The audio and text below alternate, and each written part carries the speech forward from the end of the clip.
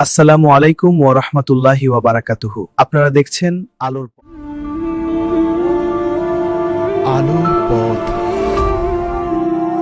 আসসালামু আলাইকুম রাহমাতুল্লাহ। সুপ্রিয় আলোর পথের দর্শক মণ্ডলী, আশা করি মহান আল্লাহ রাব্বুল আলামিনের অশেষ মেহেরবানি ও দয়ায় আপনারা সবাই ভালো আছেন। মুসনাদে আহমদ ইবনে হাম্বাল রাহিমাহুল্লাহ আলাইহি এর হাদিস, আল্লাহর রাসূল সাল্লাল্লাহু আলাইহি ওয়াসাল্লাম কোনো একটি মজলিসে এক আনসারী সাহাবীর ব্যাপারে ঘোষণা দিলেন। তিনি বললেন, এখন যেই সাহাবী এসে মসজিদে নববীতে বসবে সে সাহাবী 100% জান্নাতি, অর্থাৎ নিশ্চিত জান্নাত। সে আনসারী সাহাবী এসে বসলেন এবং সবাই অবাক চোখে তার দিকে তাকিয়ে রইলেন। তাদের কারো ব্যাপারে বিশ্বনবী সাল্লাল্লাহু আলাইহি ওয়াসাল্লাম এই কথা বললেন না।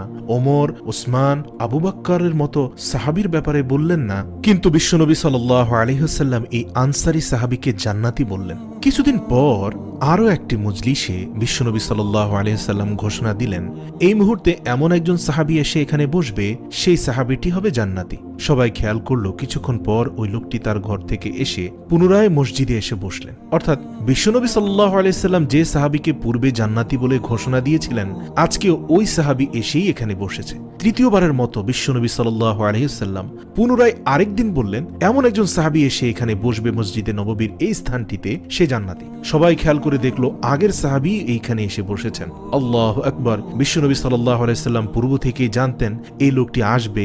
জিবরাইল আলাইহিস সালাম বিশ্বনবীকে জানিয়ে গিয়েছিলেন, আর বিশ্বনবী এভাবে তিনবার একই ব্যক্তির ভবিষ্যৎবাণী করেছেন এবং সেই ব্যক্তি ওই স্থানে এসে বসেছেন। সব সাহাবীরা অবাক হয়ে তাকিয়ে আছে, কি আজীব ব্যাপার, কি আছে এই সাহাবীর মধ্যে যে সাহাবীর ব্যাপারে খোদ বিশ্বনবী সাল্লাল্লাহু আলাইহি ওয়াসাল্লাম 3 বার ঘোষণা দিলেন যে সেই সাহাবী জান্নাতি। সবচেয়ে বেশি অবাক হয়েছিলেন সাইয়েদানা আব্দুল্লাহ ইবনে আমর ইবনে আস। তিনি মনে মনে ভাবলেন, এটা তো সাধারণ কোনো কথা না, যেখানে বিশ্বনবী সাল্লাল্লাহু আলাইহি ওয়াসাল্লাম এই ব্যক্তি জান্নাতি বলে দুনিয়ার বুকে 3 বার ঘোষণা দিয়েছেন। নিশ্চয়ই সাহাবীর এমন বিশেষ কোনো আমল আছে যেটা আমাদের মধ্যে নেই। যেমন করেই হোক এই সাহাবীর ভেতরের সকল কথা আমাদেরকে জানতে হবে। সাইয়েদানা ওমর ইবনে আব্দুল্লাহ ইবনে আস একবার পরিকল্পনা করে ওই সাহাবীর বাড়িতে গেলেন। সেখানে গিয়ে বললেন, ভাই, আমার বাবার সাথে কয়েকদিন ধরে আমার ঝগড়া চলছে, ঘরে থাকতে ইচ্ছে হচ্ছে না। আমি তোমার বাড়িতে ভাই মেহমান হয়ে 3 দিন থাকতে চাই। যদি তুমি অনুমতি দাও তাহলে তোমার বাড়িতে আমি 3 দিন থাকতে চাই। সে আনসারী সাহাবী বললেন, এ তো আমার সৌভাগ্য, আপনি আমার বাসায় মেহমান হিসেবে থাকবেন। আলহামদুলিল্লাহ, আসুন, আমার বাড়িতে আপনাকে স্বাগতম। এই ঘরে আমি থাকি এবং মেহমানদের জন্য এই ঘর, আপনি মেহমানদের এই ঘরটিতে থাকেন। এবার আব্দুল্লাহ ইবনে আস খুব ভালোভাবে ফলো করতে লাগলেন কখন এই আনসারী সাহাবী কি করে। 1 দিন, 2 দিন, 3 দিন ফলো করার পরে তিনি সেই আনসারী সাহাবীর মধ্যে উল্লেখ করার মতো বিশেষ কোনো আমল খুঁজেই পেলেন না। 3 দিন পর যখন চলে যাবার সময় হয়, তখন তিনি সে আনসারী সাহাবীর কাছে গিয়ে সোজা সাপটা বলতে লাগলেন। তিনি বললেন, ও ভাই, আসলে আমার বাবার সাথে তেমন বড় কোনো ঝগড়া আমার হয়নি। যে কারণে বাড়ি থেকে বের হয়ে তোমার মেহমান হওয়ার ইচ্ছা আমি পোষণ করলাম, তার পিছনে বিশেষ একটি রহস্য আছে, একটি বিশেষ উদ্দেশ্য আছে। আনসারী সাহাবী জিজ্ঞেস করলেন, কিসের উদ্দেশ্য? তখন তিনি বলতে লাগলেন, আমরা খেয়াল করেছি রাসূল সাল্লাল্লাহু আলাইহি সাল্লাম ভিন্ন ভিন্ন 3টি দিনে 3টি মজলিসে রাসূল সাল্লাল্লাহু আলাইহি সাল্লাম তোমাকে জান্নাতি বলে ঘোষণা করেছেন। এবং অবাক ব্যাপার, তুমি আসার অন্তত 5-6 মিনিট পূর্বে আল্লাহ রাসূল ঘোষণা করেছিলেন এখানে এসে যে বসবে সে জান্নাতি। তাই আমি জানার জন্য ব্যাকুল হয়ে আছি, এমন কি আমল তুমি করো যার কারণে বিশ্বনবী সাল্লাল্লাহু আলাইহি ওয়াসাল্লাম 3বার তোমাকে জান্নাতি বলে ঘোষণা দিয়েছেন। তোমার সেই বিশেষ আমলটি কি আমাকে একটু বলো, কেননা আমিও জান্নাতে যেতে চাই। এবার সে আনসারী সাহাবী মুখ খুললেন। তিনি বললেন, ও ভাই আব্দুল্লাহ ইবনে ওমর ইবনে আস, এমন বিশেষ কোনো আমল তো আমার নেই। হালাল পন্থায় রুজি করি, ব্যবসা করি, নামাজের সময় নামাজ পড়ি, রাতে এসে ঘুমিয়ে যাই, সারা রাত ঘুমাই, ফজরের আগে উঠে কিছু সময় তাহাজ্জুদ পড়ি, সময় মতো জিকির আজগার করি, কোরআন তেলাওয়াত করি, কিছু দান সদকা করি যৎ সামান্য। সবাই যা করে আমিও তো তাই করি, তেমন কোনো বিশেষ আমল তো আমার নেই। তবে শুনে রাখো, মনে হয় আমার একটি বিশেষ আমল আল্লাহর রাসূল সে আমলটির ব্যাপারে হয়তোবা তোমাদের এমন বক্তব্য দিতে পারেন, হয়তোবা এই কারণে বিশ্বনবী আমার ব্যাপারে এরূপ ঘোষণা দিয়েছেন। তখন সেই সাহাবী বেশ উৎসাহের সাথে বলল, সেটি হলো, আমি প্রতি রাতে আমি যখন আমার বিছানায় ঘুমোতে যাই, তখন আমি কারো ব্যাপারে কোনো রাগ, হিংসে ক্ষোভ রেখে ঘুমোতে যাই না। অর্থাৎ ঘুমানোর পূর্বে সারাদিনে ঘটে যাওয়া মানুষের সাথে কাজে কারবারে কেউ যদি আমাকে আঘাত দেয়, কেউ যদি আমাকে আঘাত করে কথা বলে, মনে কষ্ট দেয় বা আমার বিরুদ্ধে ষড়যন্ত্র করে, যাই কিছু হোক না কেন, দুনিয়ার সকল মাখলুক, সকল মানুষকে আমি দিল থেকে আল্লাহর সন্তুষ্টির জন্য ক্ষমা করে দিয়ে একেবারে সবাইকে মুক্ত করে আমি ঘুমোতে চাই। অর্থাৎ ওই দিন যার সাথে যা হয়েছে সবাইকে মাফ করে দিয়ে আমি একটি প্রশান্ত অন্তর নিয়ে ঘুমাতে যাই। ভাই, তুমি জানো না, আমি যখন আল্লাহর কাছে হাত তুলে বলে, আল্লাহ, আজকের দিনে যারা যারা আমার অন্তরে আঘাত দিয়েছে, আমার সাথে বেঈমানি করেছে, আমাকে কষ্ট দিয়েছে, আমার টাকা মেরে নিয়েছে, সবাইকে আমি তোমার সন্তুষ্টির জন্য ক্ষমা করে দিলাম, সাথে সাথে আমার অন্তরে একটি জান্নাতি প্রশান্তি এসে ভর করে। প্রিয় ভাই, আমার দিল বলছে আমার এই আমলটি তুমি খালি চোখে দেখতে পাবা না, ঠিক আছে, কিন্তু এটি সেই শ্রেষ্ঠ আমল যার কারণে আল্লাহর রাসূল আমাকে 3-3 বার জান্নাতি বলে ঘোষণা দিয়েছেন। সুবহানাল্লাহ। সেই দিন সারাদিন যে আমাকে যত কথাই বলুক না কেন, আমি কোনো কিছুই মনে রাখি না।